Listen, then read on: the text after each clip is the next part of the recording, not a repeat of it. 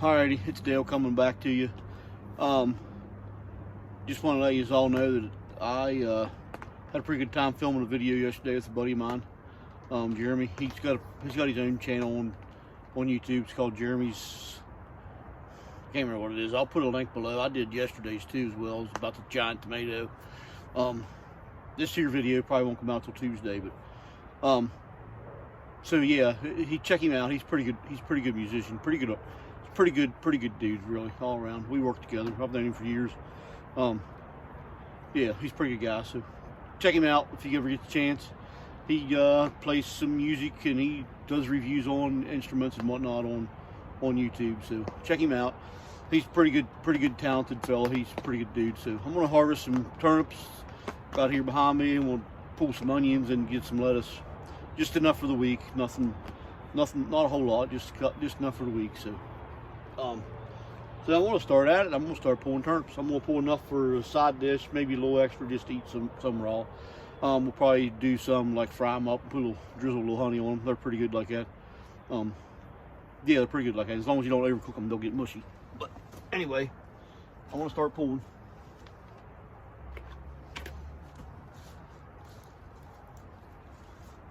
I'm gonna keep the greens on them.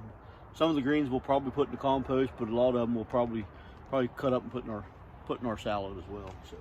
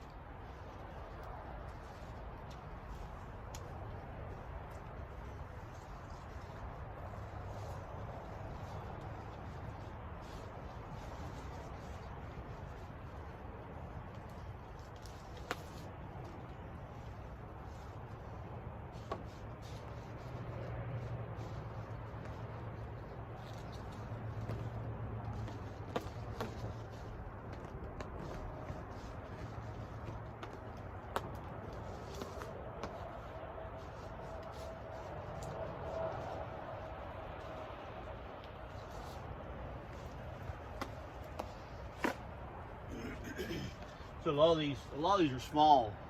I should have thinned them out, and I never did. So, but they'll still make good salad turnips. So, you know, they're not real big. A lot of them are pretty little. But we'll still eat them.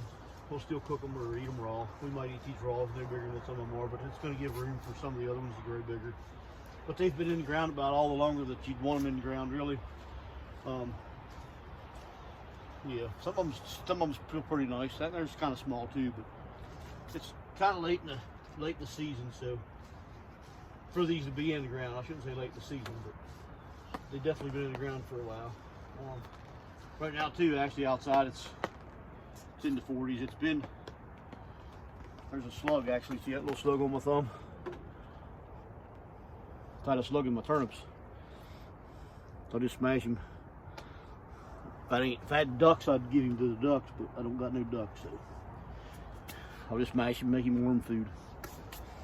That's probably gonna be enough turnips for now. So I'm gonna move you and pull some onions. Just gonna move you right back here. I figure you can still see. Might have to level it out a little bit. Bear with me a minute. There we go.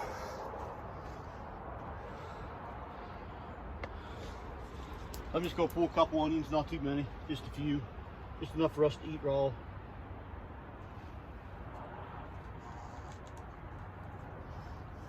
They're not real big, but they're perfect green onions. So it's January 9th actually is what the date is. So who else in Zone 5's got onions in January? That's why we built the cattle panel greenhouse, just for that reason. Just so we can harvest stuff like this throughout the winter months.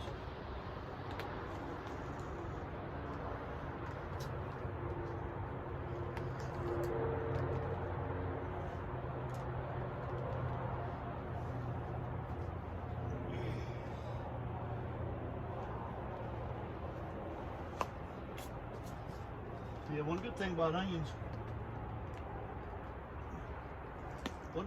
onions is their roots don't knot up. So when you pull them out, when you grow them like bunching onions, their roots don't knot up with other ones, so you can pull them out pretty easy from the side of one. So I like growing 3 or 4 in a cell, so you can pull these out and not pull them all. You can just hold the dirt around them, and pull them up out. And they don't tangle in with the other one, so they don't usually they won't pull another one out if you hold them in. But sometimes they will. So, but they're still good.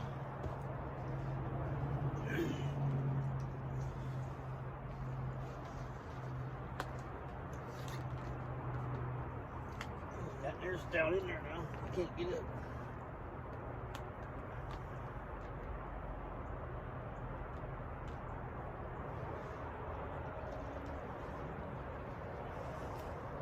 That'll be enough onions for now, so I'm gonna chop some lettuce.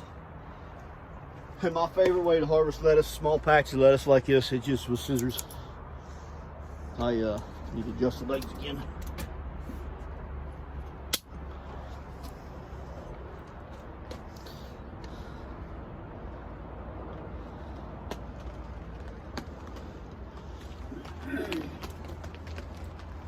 I'm just going to harvest just enough for us a salad, not a whole lot. I just cut it down like that. I don't really worry a whole lot. I'll just throw it all in the same bowl. If I'm going in the house, and I'm going to do any of the salad anyways.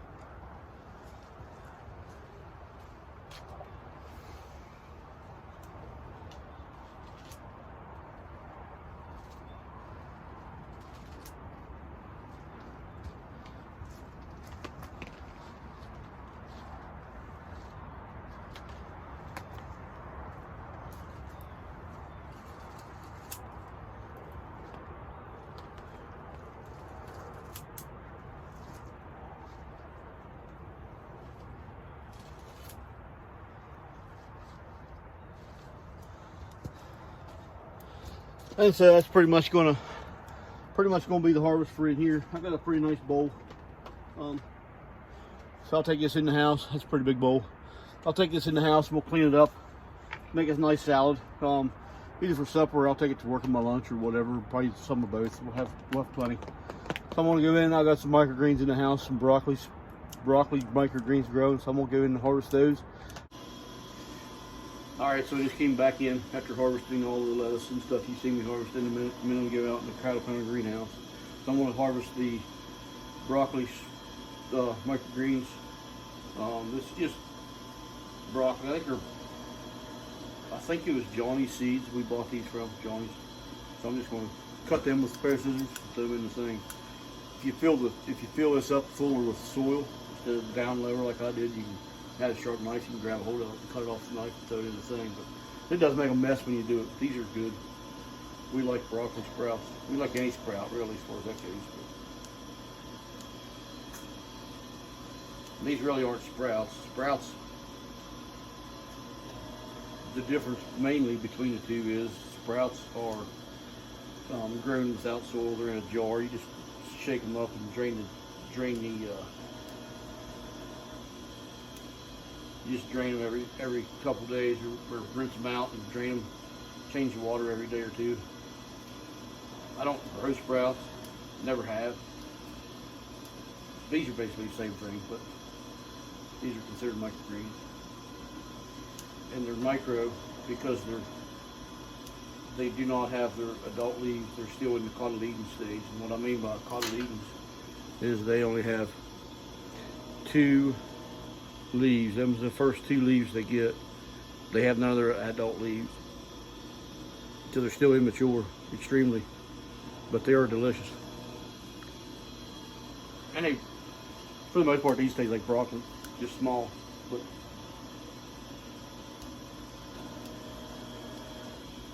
we grow these in the house under grow lights. We don't grow a lot of microgreens. I'm probably going to start some more here shortly. Probably do peas. Probably start some peas here after a bit, maybe later today. We've done sunflowers, they're good. Sunflowers kind of have a nutty flavor to them.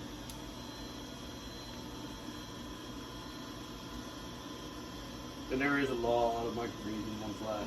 So peas, a lot of times, if you do them right, you can actually harvest those more than once. Most things you only harvest one time.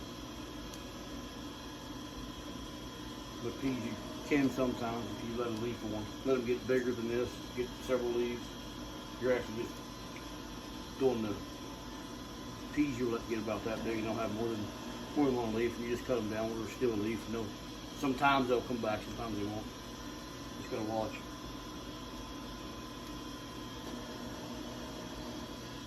But even if you don't have grow lights or nothing like that, you can grow these in a windowsill or whatever in the wintertime. You can still get some fresh vegetables in the winter. Even if you don't have a cattle pen or greenhouse or any other way of growing your own food in the winter months, you still can with this. Or like I say, with shoots, you can grow those too. Not a lot, but there's a fair bit in there. That'll be nice in a salad with what we got. I mean, there's a lot there. That's pretty dense, so there's still a fair bit there. What's left in there, I'm not gonna worry about. This one, I'll dump this into compost. So eventually we'll reuse that anyway. So it's not like it's a waste. They're too hard to get. The smaller the plants are, you have too much time in cutting them. So if you can't grab a hold and cut it with scissors like those, it's not really worth it. And they're dirty. So anyways, that's how we do it. So I'm gonna wrap this one up for now. So till we meet again, take care and God bless.